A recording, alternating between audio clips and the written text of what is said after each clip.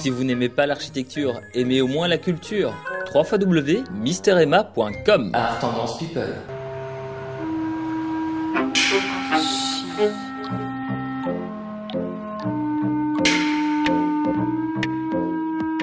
Bonjour et bienvenue dans Archi Urbain, l'émission qui vous parle d'architecture et d'urbanisme. Aujourd'hui, je suis à Stenokerzeel pour vous parler d'un projet un peu particulier, mais je vais laisser encore un peu de suspense et nous allons tout de suite prendre l'ascenseur jusqu'au 5e étage. Nous voici donc arrivés au 5e étage et je vais vous présenter Mauro Brigham du bureau d'architecture BAM. Bonjour Mauro. Bonjour Emma. Tu vas bien? Très très bien. Alors nous sommes effectivement au 5e étage d'une habitation dont je n'ai encore rien dit de sa particularité. Est-ce que tu vas directement dévoiler toute l'histoire ou est-ce qu'on attend encore un peu et on tient nos téléspectateurs en haleine? Faisons ça. Faisons ça. Alors, qu'est-ce qu'on va dire? On va dire que nous sommes donc au 5e étage, ça on le savait. Combien d'espace y a-t-il par étage? 50 mètres carrés, sauf le dernier étage, qui est plus large. Qui est plus large, qui fait 150 mètres carrés, qui intègre le salon, salle à manger et la cuisine. C'est vraiment l'espace de vie principal. D'accord. Quel a été ton impact dans cette habitation? Moi, je me suis occupé de tout l'aménagement d'intérieur. Donc, c'est un lieu industriel que mon client a voulu rénover et transformer, convertir en habitation. La fonction n'était pas celle-là au départ. Moi, je me suis occupé donc de vraiment convertir ce lieu industriel en habitation, donc en intégrant des espaces tels que cuisine, salle à manger, salon, les chambres et bien sûr toute la technique. Bon, alors on va quand même dire où nous sommes parce que ça va être très compliqué pour finir d'expliquer un peu tout ça. Nous sommes donc dans un château d'eau. Où d'ailleurs on peut remarquer juste là ici derrière des espaces cuves qui existaient à l'origine derrière la cuisine que tu as toi-même dessinée. Oui. Donc on voit en noir le mur donc juste en face de nous qui faisait auparavant tout le tour de cet espace cylindrique. Oui. Donc c'était la cuve qui contenait à peu près 250 000 litres d'eau. Et une fois que mon client a pu acquérir le permis d'urbanisme pour faire les transformations, une des premières choses qu'on a fait, c'était démolir partiellement la cuve pour permettre d'avoir... de percer les fenêtres que l'on voit. On peut se promener un petit peu. Donc on va voir, donc ici on a les éléments cuve, donc ici, qui est devenu également... on a mis de la peinture pour que ça puisse... qu'on puisse jouer dessus. Mais alors si on tourne un peu, on voit effectivement là-bas que toute la cuve a été retirée, sauf l'élément central. Ça existait aussi, hein, l'élément central, Mauro. Oui, il existait et on ne pouvait d'ailleurs pas l'enlever. Structurellement, il est important pour la stabilité de la tour. C'était important pour toi de garder ce témoignage du passé, parce qu'on a vraiment l'impression que de cette manière-là, cet espace-ci, ces 150 mètres carrés, sont mis comme une scène en fait. Oui, la préservation du patrimoine a été un parti pris dès le départ. Le bâtiment étant très intéressant d'un point de vue esthétique, aussi du point de vue de sa structure, cette partie-là a été conservée et j'ai vraiment voulu la mettre en valeur également. Donc la partie basse de la cuve, c'est un socle. On peut le percevoir en faisant le tour, effectivement. Ouais. A été conservé et d'ailleurs tous les éléments qu'on a conservés, on les a peints en noir, enfin, c'est un gris très très foncé, justement pour démarquer de tout ce qui est nouveau aménagement.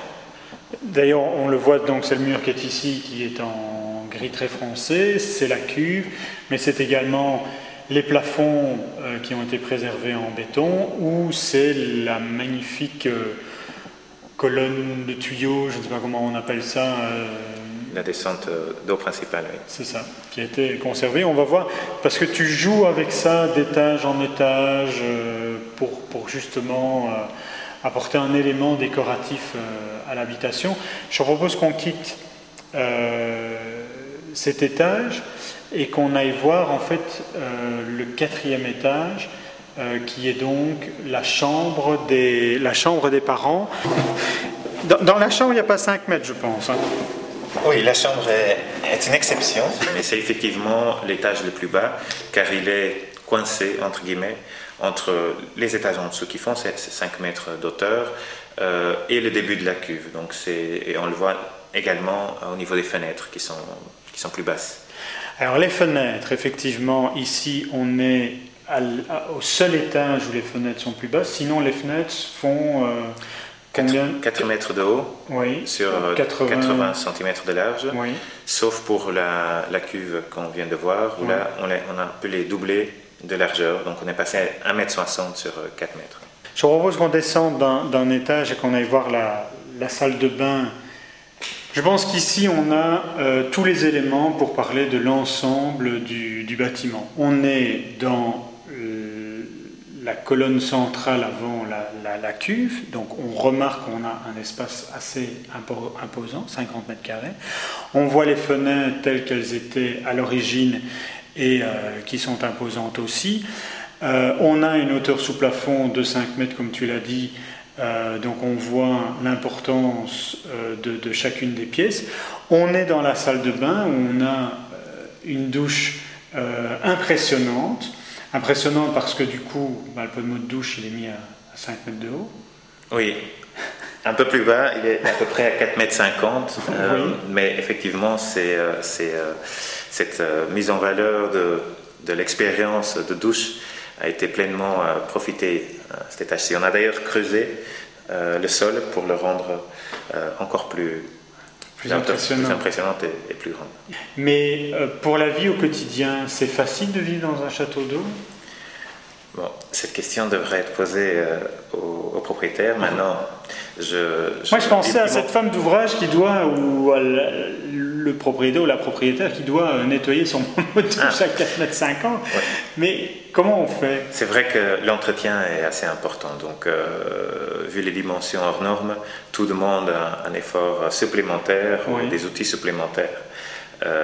Maintenant, au niveau de l'expérience, il y a des habitudes à prendre, par exemple. Bon, d'après mon client, quand on se déplace d'étage en étage, on peut soit utiliser l'ascenseur, soit les escaliers, mais ça reste une démarche plus importante que de passer d'une pièce à l'autre dans une maison classique. Quand on oublie quelque chose, il faut remonter 5 mètres. Donc, du coup, on apprend à ne pas oublier des choses. Comment est-ce que tu définirais ton architecture ? Bon, je m'inscris dans une approche contemporaine, je pense clairement. Après, à ce stade-ci, j'essaye vraiment de créer des projets qui marient le programme demandé avec la personnalité ou les particularités du client, en espérant que cela ait un impact bien sûr direct sur les aménagements et que ça devienne un projet indépendant d'un autre. Donc je n'essaye pas de créer des automatismes et de les reprendre dans d'autres projets. Je te propose que nous descendions voir le dernier étage parce que dans un bâtiment comme ceci, la technique est quand même importante également. Oui. Est-ce qu'avoir un bâtiment comme celui-ci, comme un château d'eau, ça facilite ou ça donne des difficultés pour mettre toutes ces gaines, toute cette électricité, etc. Du fait que le bâtiment était dépouillé à la base, donc en fait, à part la cuve, on retrouvait à chaque étage une dalle en béton, mais qui était vide. Donc cela était, bien sûr, ça nous a facilité le travail, une partie du travail en tout cas, pour intégrer les gaines nécessaires pour passer toute la technique. Donc de ce côté-là, c'était une facilité. Et alors de pouvoir disposer d'une pièce aussi grande, une buanderie de 50 mètres carrés, Ça facilite aussi les choses. On va se déplacer légèrement parce qu'il y a... donc ici, on voit que ça, c'est la domotique, c'est ça? Oui. Et, donc c'est toi qui as installé la domotique ou c'est le propriétaire qui l'a voulu? C'est le propriétaire qui a voulu. Donc il souhaiterait avoir un bâtiment qui soit d'un point de vue technologique très performant. Oui. Donc la domotique contrôle le chauffage, donc la température, également tout l'éclairage. On fonctionne par des groupes de lumière qui génèrent donc des ambiances et on contrôle tout cela de façon très simple. Également les volets extérieurs, on a une sonde extérieure. Il y a des volets extérieurs aussi, d'accord. Volets intérieurs, pardon. D'accord.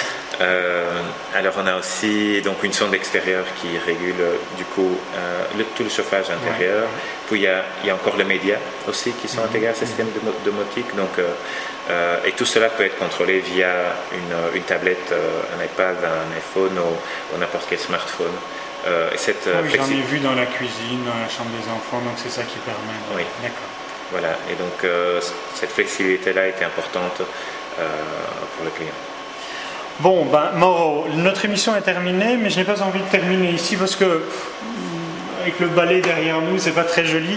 Donc au début de l'émission, tu m'as proposé qu'on aille voir la terrasse. Oui. On irait bien se dire au revoir sur la terrasse. Qu'est-ce que tu en penses? Parfait. Eh bien Mauro, nous allons nous quitter ici sur cette magnifique terrasse. Soleil qui fait son apparition, donc c'est parfait. Est-ce que tu as d'autres choses à rajouter sur BAM, sur toi, sur ce château d'eau, ou est-ce qu'on se retrouve dans une prochaine émission? On se retrouvera avec plaisir dans une prochaine émission. Tu as d'autres choses à me montrer? Éventuellement l'avion qui va atterrir juste en face de nous. Où est l'avion? Ah, on le voit atterrir. Mauro, je te remercie pour toutes ces explications. On se retrouvera dans une prochaine émission d'Archi Urbain. En attendant, vous pouvez voir et revoir cette émission sur www.archiurbain.be. Merci beaucoup. Merci à toi. À bientôt. Au revoir.